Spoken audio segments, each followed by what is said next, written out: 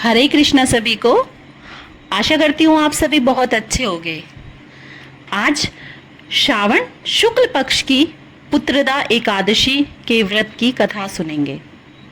तो चलिए शुरू करते हैं। धर्मराज युधिष्ठिर बोले कि हे भगवान, अब आप मुझे श्रावण माह के शुक्ल पक्ष की एकादशी की कथा सुनाइए। इस एकादशी का नाम तथा इसकी विधि क्या है, सो सब कहिए। श्री मधुसूदन बोले कि हे राजन, अब आप शांति पूर्वक श्रावण माह के शुक्ल पक्ष की एकादशी की कथा सुनिए। इस कथा के श्रावण मात्र से ही वाजपेय यज्ञ का फल मिलता है। द्वापर युग के प्रारंभ में महिष्मति नाम की नगरी में महिजीत नाम का एक राजा पुत्रहीन था। वह सदैव चिंताग्रस्त रहता था। उसे वह राज्य दुखदायी प्रतीत होता था, क्योंकि पुत्र बिना इस लोक और परलोक दोनों में सुख नहीं मिलता है। राजा ने पुत्र की प्राप्ति के बहुत यत्न किए, परंतु वह निष्फल गए। जब वह राजा वृद्ध होने लगा तो उसको चिंता और भी बढ़ने लगी। एक दिन उस राजा ने प्रजा को संबोधित करते कहा कि मैंने ना तो अपने जीवन में पाप किया है और ना अन्याय पूर्वक प्रजा से धन एकत्र किया है। ना मैंने कभी देवता और ब्राह्मणों का धन छीना है और ना किसी की धरोहर ली है। मैंने प्रजा को सदैव पुत्र की तरह पाला है। मैंने अपराधियों को पुत्र और बांधवों की तरह दंड दिए हैं। मैंने कभी किसी से राग द्वेष नहीं किया है, सबको समान माना है। इस प्रकार धर्मयुक्त राज्य करने पर भी मैं इस समय महादुख पा रहा हूँ। सो इसका क्या कारण है, मेरी कुछ भी समझ में नहीं आ रहा है। राजा महिजीत की इस बात को विचारने के लिए मंत्रीगण आदि वन को गए। वहां वन में जाकर उन्होंने बड़े बड़े मुनियों के दर्शन किए। उस स्थान पर वे वयोवृद्ध और धर्म के ज्ञाता महर्षि को यथा योग्य प्रणाम किया और उनके सम्मुख बैठ गए और उनसे विनय करने लगे कि हे देव, हमारे अहोभाग्य है कि हमें आपके दर्शन हुए। इस पर लोमश ऋषि बोले कि हे ब्राह्मणों, आप लोगों की विनय तथा आपके सद्व्यवहार से मैं अत्यंत प्रसन्न हूँ। अब आप मुझे अपने आने का कारण बतलाइए।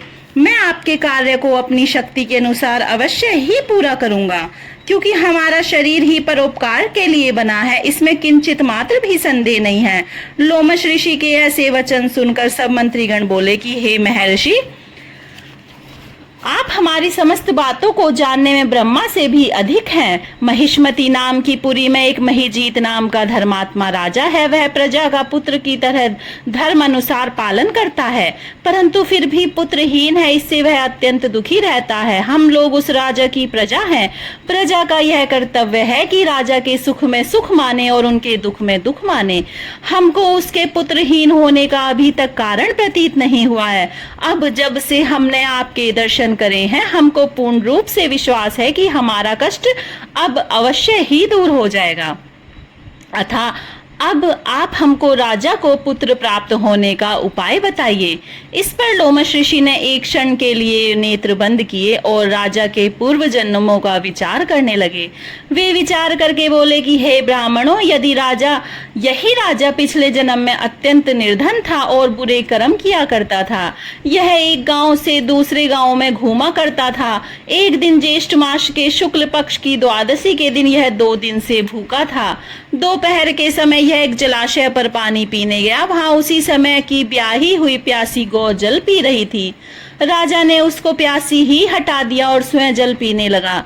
हे ब्राह्मणों, इसलिए राजा को यह दुख भोगने पड़ रहे हैं।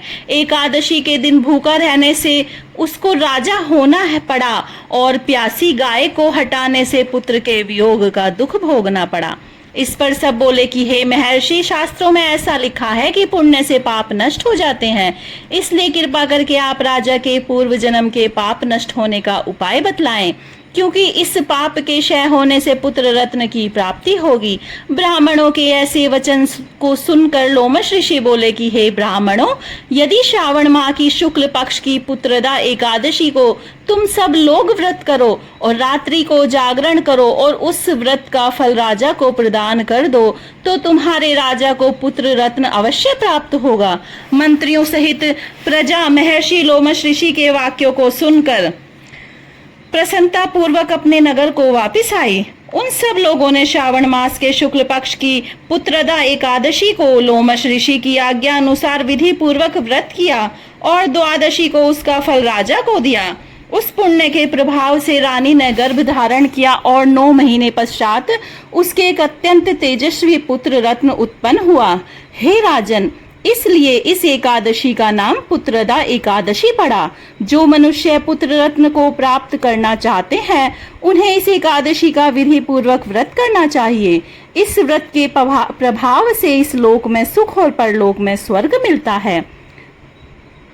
इस कथा से हमें यह शिक्षा प्राप्त होती है कि पाप करते समय मनुष्य नहीं सोचता कि वह क्या कर रहा है, किंतु शास्त्रों से विदित होता है कि व्यक्ति का छोटा सा पाप भी उसे महान कष्ट भोगने को विवश कर देता है।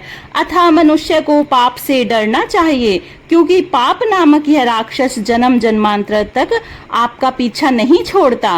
व्यक्ति को चाहिए कि सत्य व्रत का पालन करते हुए ईश्वर के प्रति पूरी निष्ठा रखें और यह बात सदैव याद रखें कि किसी के दिल को दुखाने से बड़ा दुनिया में कोई बड़ा पाप ही नहीं है। इति श्री कथा अध्याय समाप्तम। राधे राधे।